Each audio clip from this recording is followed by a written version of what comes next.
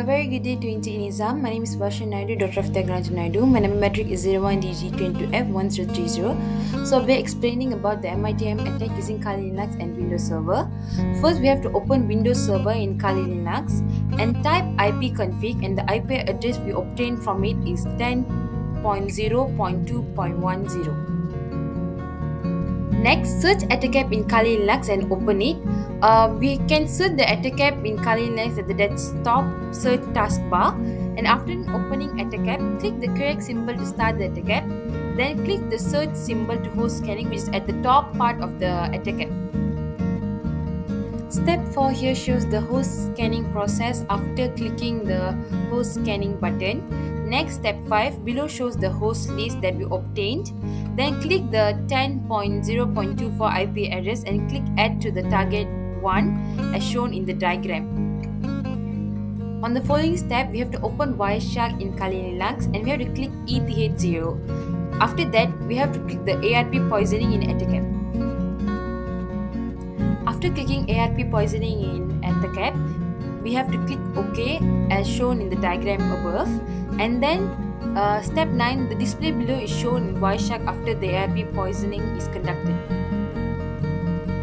The diagram here shows the effect of the MITM attack using the ARP poisoning we conducted in AtherCap.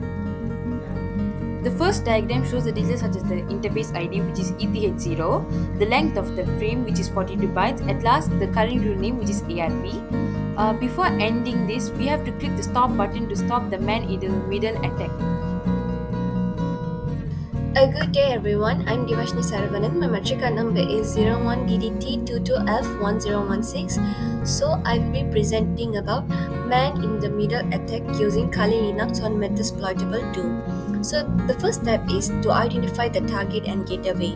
So first we have to open the Metasploitable app and then log in using MSF admin, and the password will be same MSF admin. And then to determine the IP address, we should type ifconfig, and the IP address that my laptop showed was 10.0.2.15. And then we should open Kali Linux and run the AtterCap application. We have to go to search and type AtterCap, and this application will appear.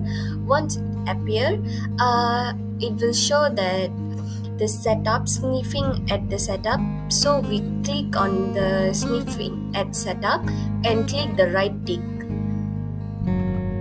Once we click on the right tick, it will start sniffing. After that, we should tap on search icon to find the host. After that, click the button beside search icon, so we will be able to see the host list.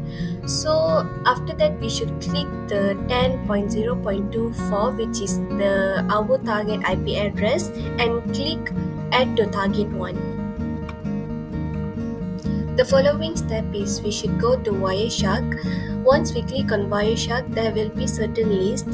So the interfaces will be shown. So we should click on the ETH0 interface. So once we click the interface, we should go back to the AtterCap application and we click on ARP poisoning. Okay, once we start the ARP poisoning, the ETH0 will show a list. This is the capturing of ETH0. So after that, we have to go back to AtterCap again. Once we go to AtterCap, we have to go to view, click on connection. Once we click on connection, our host number will shown, which is 10.0.2.15. And the connection will be same as what we got in Metasploitable 2. The last step is we have to go at AtterCap again and click on plugins and click on manage plugins. So there will be a list and version and info about it. So we have to click on check poison to check if the poisoning had success. So once I click it, the result that I got is poisoning process successful, which means man in the middle attack is successful. That's all from me. Thank you.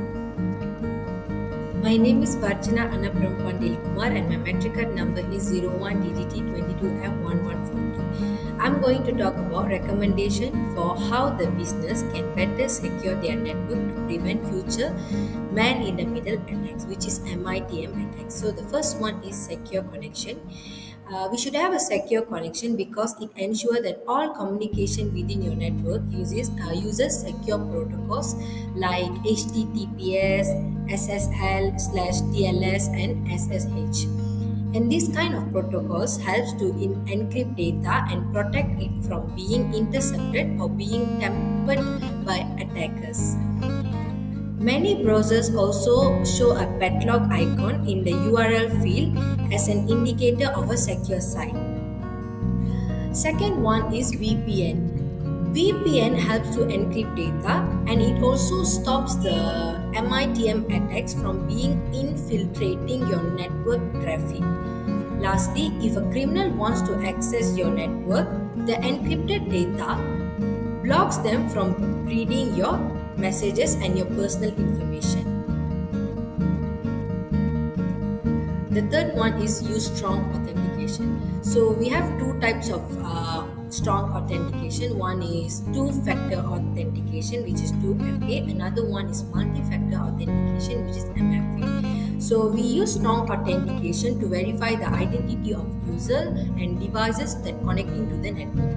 So for an example, if you are tricked by man-in-the-middle attack and criminal wants to gain your login credential through a fake website, your information won't be lost if we use MFA, which is multi-factor authentication. So what is multi-factor authentication? Multi-factor authentication is a security enhancement where you don't need your username and password to log into your account, and you also use another form of verification.